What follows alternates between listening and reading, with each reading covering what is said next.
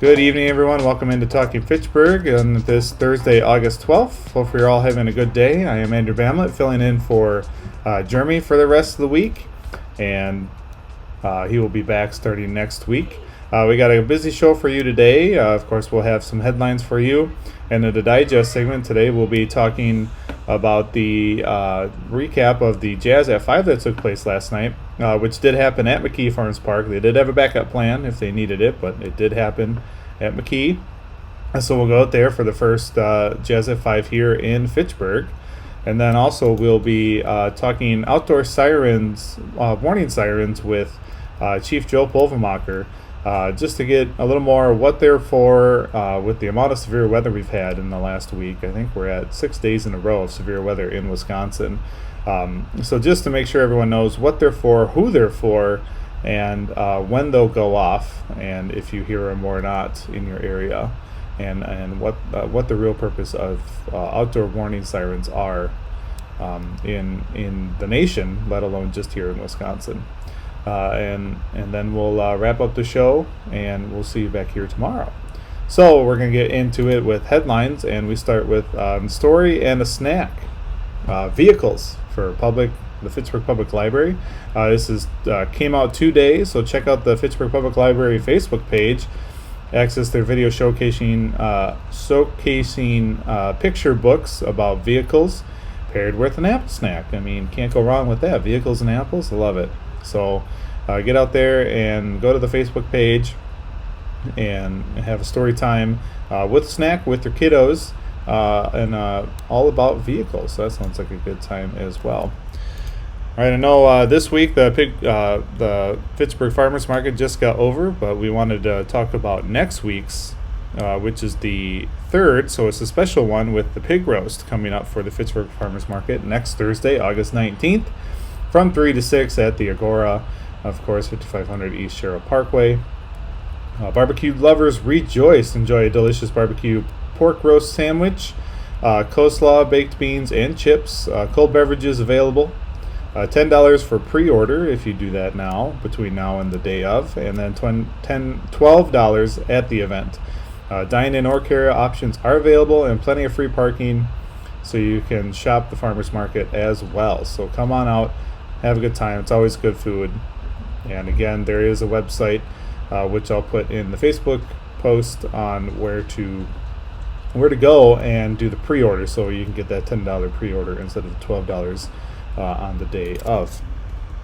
Also, we have the next Jazz at 5 that we're going to talk about, and that's going to be next Wednesday on August 18th from 5 to 8 p.m. Again at McKee Farms Park at 2930 Chapel Valley Road, and you can find it there. And you can see the times here of the different events coming up. 4 to 4:30 you have the Blue Dyes. At 5 to 6:15 you have the sax section, and then 6:45 to 8 you have Ladies Must Swing.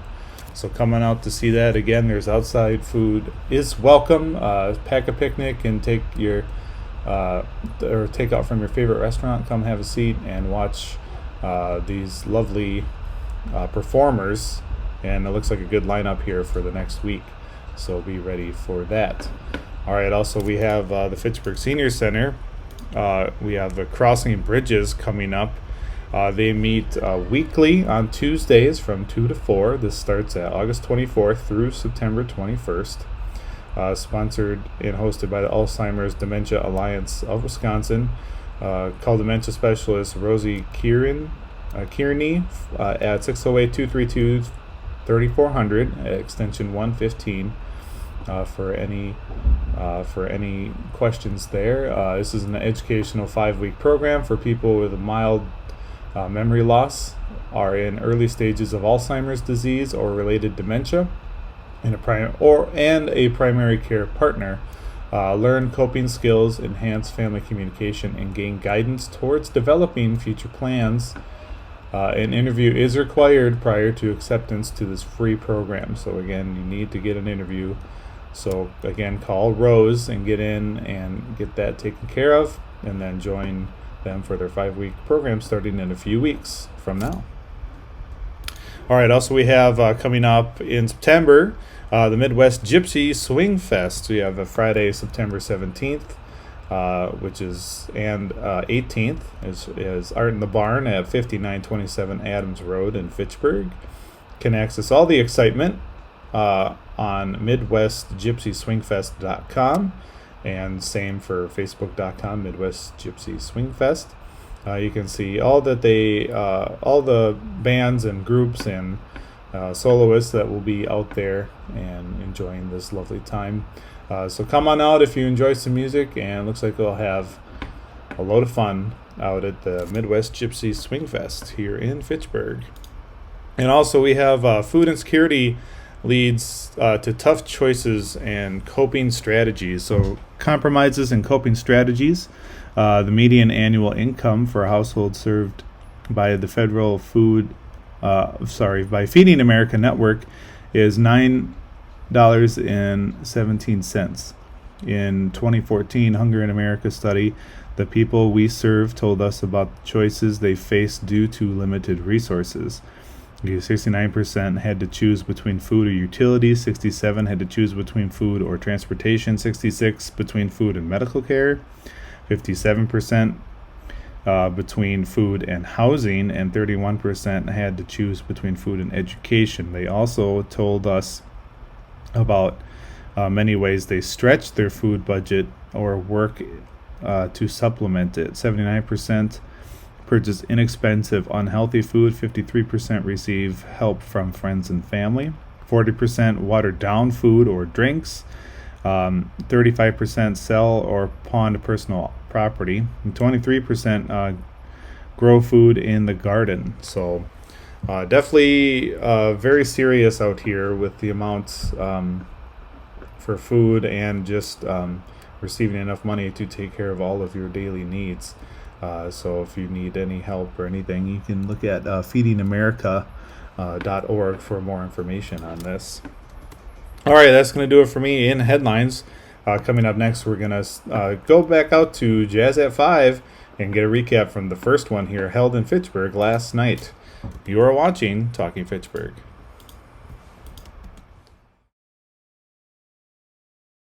You could be spreading the coronavirus without realizing you have it. So follow guidance from authorities where you live and do your part. It's important to limit in-person interaction with anyone outside of your immediate household, but phone and video chat are safe ways to connect. It's also important to limit any social gathering. This advice applies to people of any age, including teens and younger adults. Visit coronavirus.gov for the latest information.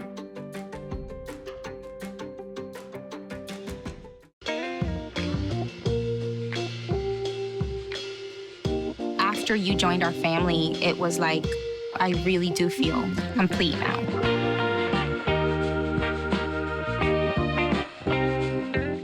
We're all just trying to keep things running for those who rely on us. That's why we don't have time to be sick with the flu. We don't have time for delays.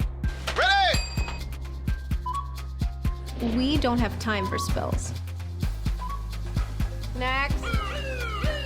We don't have time for setbacks. Let's be real. Getting the flu shot helps you fight the flu. Get a flu shot for yourself and those around you too. Welcome back into Talking Fitchburg. Now we're going to go to Jazz at 5 that took place last night at McKee Farms Park. The first one here in Fitchburg. So we'll check you out that now. In your kicks on Route 66.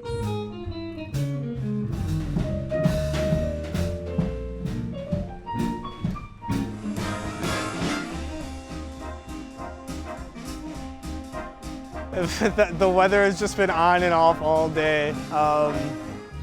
This morning we thought it was going to rain.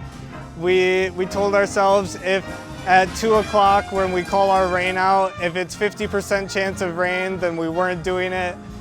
2 o'clock came around, it was about a 20% chance of rain, and it looks like it's working out for us. With the 2020 pandemic, Jazz at 5 had to cancel our performance series. And we really weren't sure if we were going to be able to have another performance series this year, just with the state of the COVID-19 pandemic. we decided that we wanted the show to go on. We wanted to continue to support the jazz community and bring our audience concerts. We thought it'd be a fun experience to bring jazz back into the lives of the people who missed it last year. And so we thought if we came to McKee Farms Park, we'd have a safe space, lots of open area for people to spread out. And the city of Fitchburg was a lot of help in planning this event. We decided this back in January or December, I believe it was.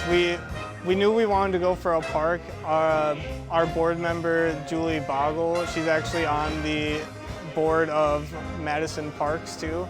So she helped us out in looking at different parks. We considered Olin Park and a few others in Madison, and then actually in 2019, I had talked with Angela Kinderman at the Fitchburg Chamber of Commerce about planning just doing a random spur-of-the-moment jazz concert, and that never happened, but we stayed in contact, and then when we were looking for a park, she was a great help to us. I got this job in 2017. December of 2017, I was 19 years old. I was more of an intern. I was on a contract basis, just being taught the roles of the producer and what to do.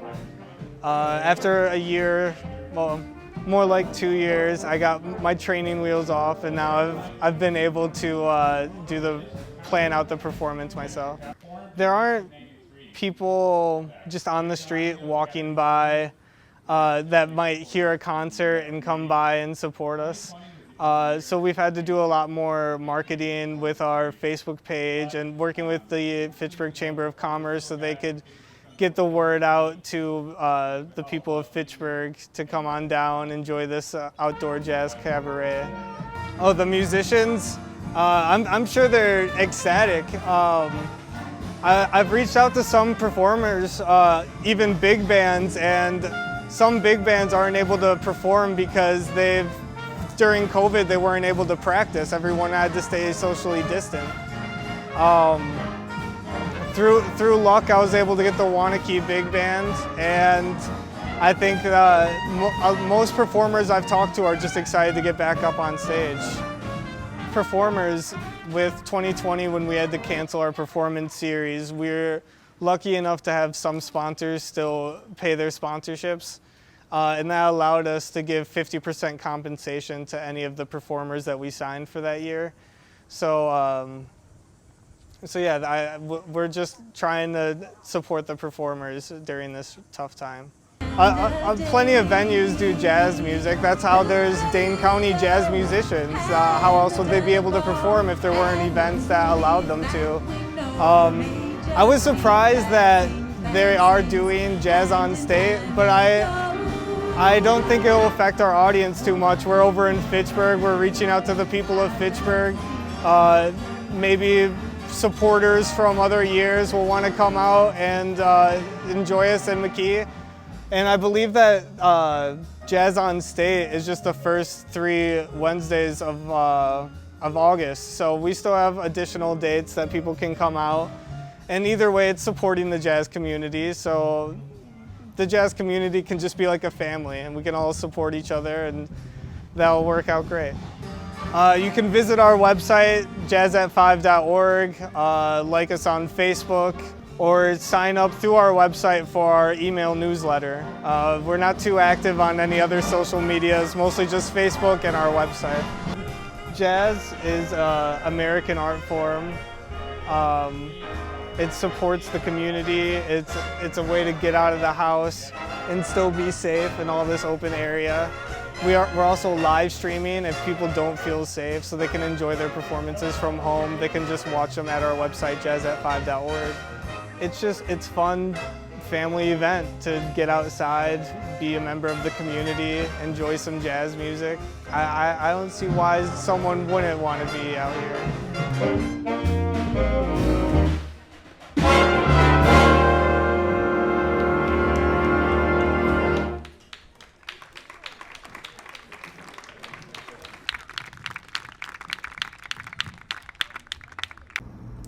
Well, it looks like a good time out there. Hopefully, everyone that came out enjoyed, and we'll be ready for the coming weeks of Jazz at 5. All right, we're going to take a quick break. When we come back, we'll be sitting down and talking outdoor warning sirens with Chief Joe Povemacher of the Fitchburg Fire. You're watching Talking Fitchburg.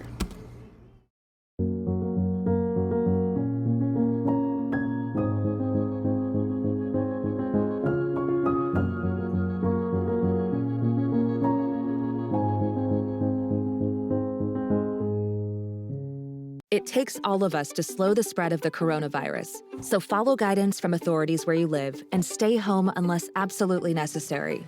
Use a delivery service for essential items like food and medicine. If you must make essential trips, stay 6 feet apart from other people. Wear a cloth face covering and wash your hands for at least 20 seconds as often as possible. Visit coronavirus.gov for the latest information.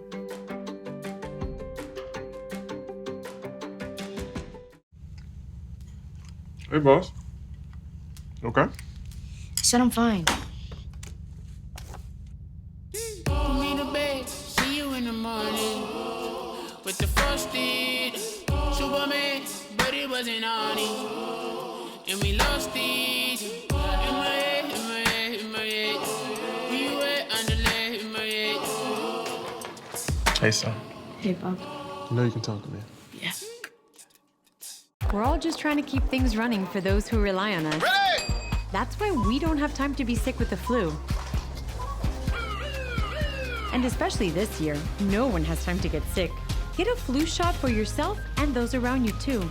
Well, welcome back into Talking Fitchburg. Joining you today is your fire chief, Joe Povemacher. Joe, welcome to the show. How are you doing today? Doing well. Thanks, Jeremy, and thanks for having me on. Yeah, today we're going to be talking, taking a look back here at the recent severe weather that took place. A lot of questions surrounding this. Definitely a little bit of a unique situation. I remember talking with our National Weather Service office in Milwaukee, Sullivan, talked to Tim out there as part of the warning coordination. He says, we have just a couple events each year, a couple of major ones in Wisconsin. This would be in that category as a pretty major event. Luckily enough, Fitchburg, we were spared. Some other communities weren't.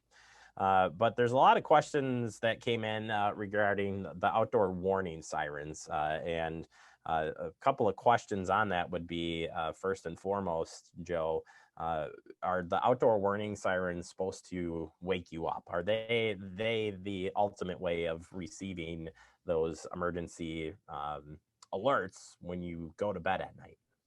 Yeah, so this is why your invitation to come to your show today is important, because we should really dispel a couple of rumors. And one of those is with the outdoor warning siren. There's a lot of people out there that think that those sirens are intended to notify you while you're indoors as well and when you're sleeping. And that's just simply not true. The outdoor warning sirens are intended to notify people who are outdoors and need to seek shelter. The folks that are indoors and maybe sleeping have to consider the fact that most homes today are designed with noise canceling or outdoor noise reduction. So to design a siren that's capable of getting through thicker walls, airtight facilities is very, very difficult. There's other means to protect yourself and to be notified in the event of severe weather. And Joe, we don't see a lot of tornadoes happen overnight. Certainly, I can't recall the last time that we really had something in this immediate area where tornado warnings were issued in the AM hours, and that's why we say significant event indeed. But what should you do to prepare ahead of time for storms that are coming in tonight, whether or not it's maybe there is a chance for tornado? You don't know, right? So what do we do to be prepared for that? I'll offer a few things. One of which is just be conscientious of the forecast. If you know that weather is going to happen over the course of the early morning hours, maybe you do something in advance to maybe have notification at the ready. And some of those things could be weather radios, for example. Have those available. Those can be plugged in all the time and will sound in the event that there's severe weather in your area. And the other thing is the RAVE app, or the emergency notification application that Dane County has. It's not really an app as much as it is signing up for a program to where they can notify you at the addresses you have listed in that program. So you can actually enter multiple addresses, your home, work, your kid's school. That way, if something happens in that area, you will be notified and you'll be provided instructions as to how you can keep yourself safe. Going back to the outdoor warning sirens in the coverage area, strategically, how are those sirens placed? How do we know where they are? Or know where they are? Where are they? And again, that intended purpose of how they are placed for reaching people. There's a couple of things that happen when we're trying to identify the placement of outdoor warning sirens, and some of that is new development. So as our community receives additional neighborhoods, more development, we take a look at the coverage of the sirens that we already have and whether that needs to be augmented. I say we, and I say that as a city member, not necessarily a fire department or an emergency management director. That's done in conjunction with Public Works to make sure that what we're doing makes the most sense for the community as a whole. And then what they do is, with that coverage, we get in contact with Dane County, who is ultimately responsible then for setting those sirens off and maintaining them. Gotcha. And understanding when the sirens go off and when they didn't go off. I think this is an interesting question, and one that I would pose to you, Joe, is this storm, there was a tornado warning issued. That has changed over the years. They used to, the National Weather Service would put out a warning. It would be for the whole county. And now it's weather-based, and they can narrow it down to a specific area. Tornado warning was issued in Dane County in the early morning hours, Thursday morning, right? I think that's through Thursday morning. But why didn't the warning sirens go off here in Fitchburg area? And maybe people didn't know. Some people thought they heard sirens, maybe they didn't. So if you could kind of recap kind of what happened, but also ultimately explain kind of how that works. Sure. It sort of depended where you were in the city of Fitchburg as to whether maybe you heard sirens or didn't. There were no sirens in the city of Fitchburg that were activated that evening. And the reason being is because of the fact that the storm cell wasn't tracking over Fitchburg. The National Weather Service actually works hand in hand with Dane County, and it's based on automated alerting that they are able to identify where the storm is tracking and which neighborhoods need to be alerted. Dane County is a pretty big county, and when weather is happening on the easternmost end of the county, it doesn't necessarily affect the westernmost end the same way.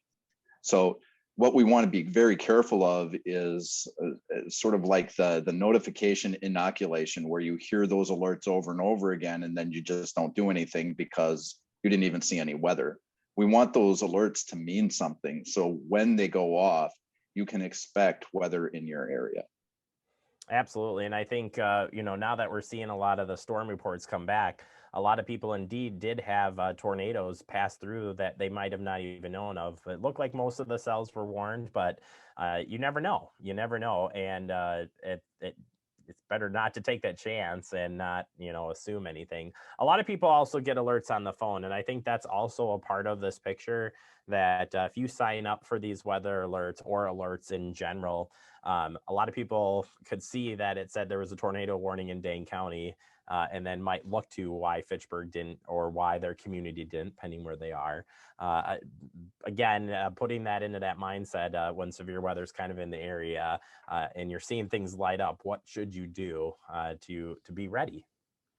Yeah, I think readiness comes in advance of storms altogether. Just knowing where you're knowing where you're going to go, knowing where your family is going to meet, having things available already in your shelter area so you don't have to bring a whole lot of things with you.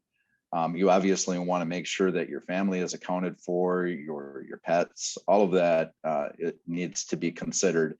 and your plan needs to be addressed in advance of severe weather.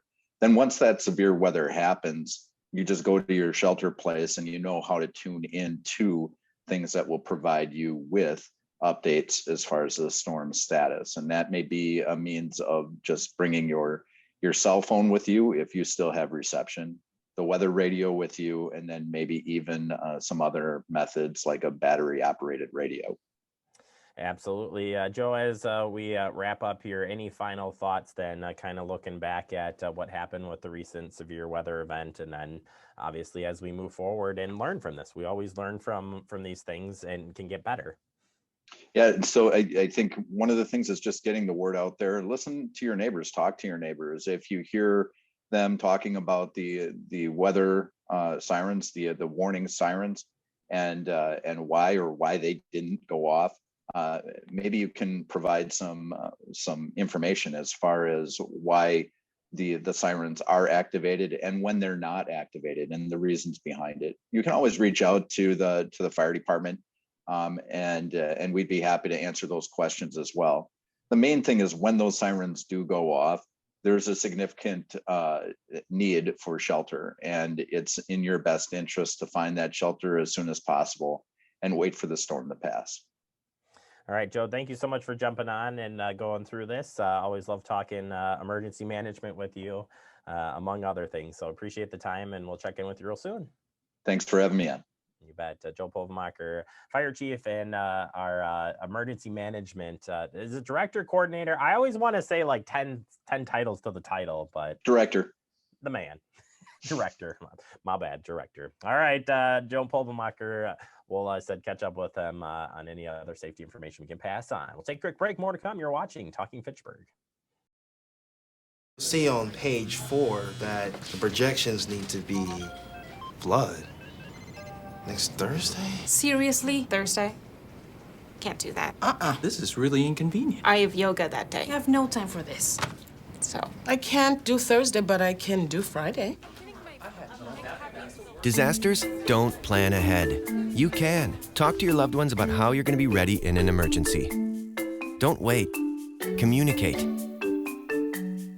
Type 2 diabetes can have a big impact on your life, but how can it be prevented? Well, the first step is knowing if you have prediabetes, a serious medical condition that puts you at high risk for type 2 diabetes. 1 in 3 American adults has prediabetes, but more than 80% don't know they have it. The good news is, prediabetes can be reversed, and for many people, healthy changes in their daily routine can make a big difference. Take the 1-minute risk test today at doihaveprediabetes.org.